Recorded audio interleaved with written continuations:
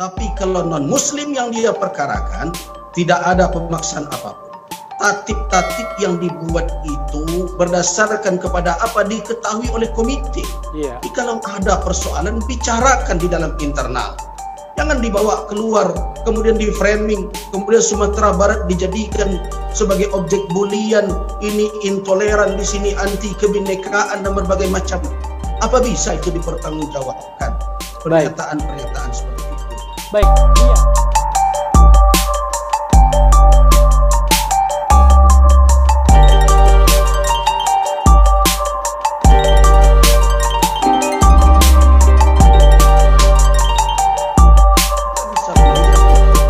Dan saya tidak ingin masuk ke ranah niat orang.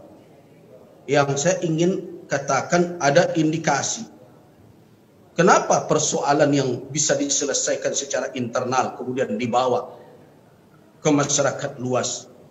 Kemudian sampai apa perlu juga perkara di dalam sekolah itu pakai lawyer dan berbagai macam.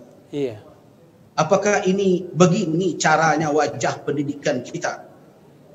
Kalau dia tidak bersedia dan bertentangan dengan akidah dia, ya sudah. Toh banyak juga yang lain yang nyaman menggunakannya. Iya. Ingat, saya tidak memperkarakan banyak sekolah-sekolah yang juga tidak membolehkan adanya anak-anak muslimah berhijab di dalam sekolah. Iya.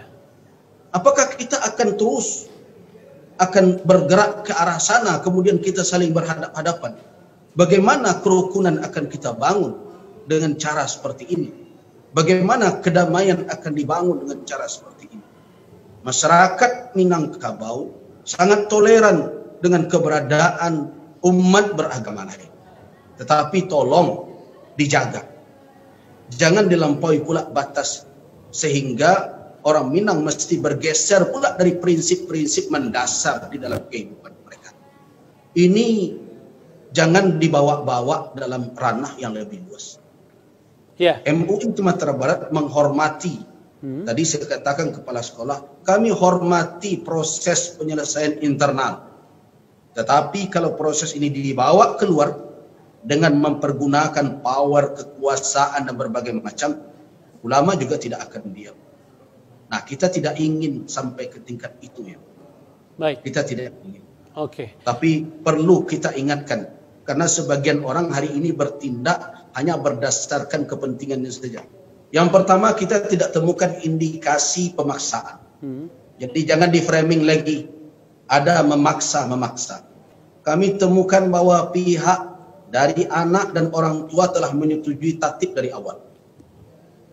Kemudian berikutnya, yang ketiga, belum ada proses yang sampai ke tingkat menghukum anak tersebut. Iya. Dan kami juga temukan bukan satu itu saja yang non-muslimah di sekolah itu dan selama ini tidak menjadi persoalan.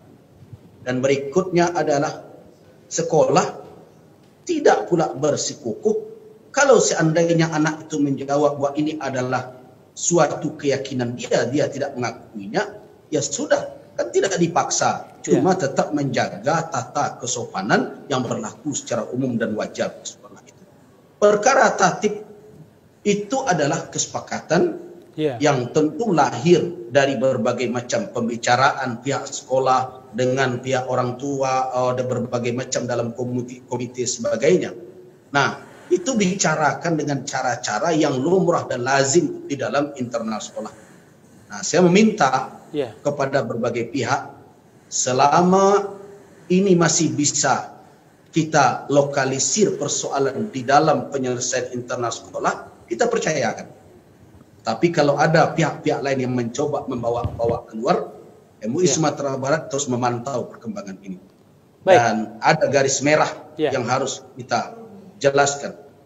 Jangan sampai persoalan yang ini membawa adanya kebencian kepada apa yang telah menjadi kebijakan selama ini di Sumatera Barat terhadap wanita-wanita muslimah dan pria-pria muslim terkait dengan berbusana sesuai dengan kearifan di Sumatera Barat, adat basani syarak basani kitabullah, adat bapane, syarak belindung, syarak mengatur adat memakai. Ini yang kita ingatkan. Dan tadi saya sampaikan. Dan saya juga katakan kepada kepala sekolah, karena ada berbagai informasi, berbagai cerita akan ada teguran atau akan ada hukuman dan berbagai macam, kita masyarakat Sumatera Barat bersama dengan kepala sekolah SMK Negeri 2 Padang, tentu kita tidak akan biarkan ada kezaliman begitu saja. Dan saya himbau pihak-pihak yang berwenang di Sumatera Barat, kita hidup di dalam kebersamaan. Jangan kita biarkan suatu kezaliman berlalu begitu saja dan kita tidak bisa menghentikannya. Non-Muslim hidup tenang di Sumatera Barat, di tengah masyarakat Minangkabau. Mereka tidak dipaksa untuk meninggalkan keyakinan mereka, tapi tolong kebersamaan itu harus kita jaga bersama. Dan saya harap kedamaian ini dijaga bersama. Bukan dituntut hanya dari mayoritas, hargai minoritas, jangan gitu. Kita boleh tidak bicara mayoritas dan minoritas, tetapi seluruh pihak harus berusaha mewujudkan kebersamaan. Jangan ada yang merasa karena berada di pihak yang berkuasa dan dibela oleh pihak yang berkuasa, janganlah melampaui batas dalam hal ini. Karena akibatnya nanti, kalau ada yang terlanjur melampaui batas, akibatnya akan dia sesali dan penyesalan itu tidak ada gunanya. Baik, Buya. Saya sampaikan kepada tokoh-tokoh di Jakarta, jadilah tokoh yang sebenar. Bukan orang yang mempergunakan kekuasaan untuk menjalankan misi-misi tertentu. Jaga keutuhan bangsa ini.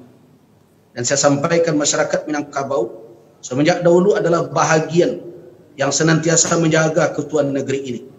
Tokoh-tokohnya menjadi saksi atas itu semua. Nah, karena itu tolong difahami ada garis-garis batas dalam kehidupan bersama.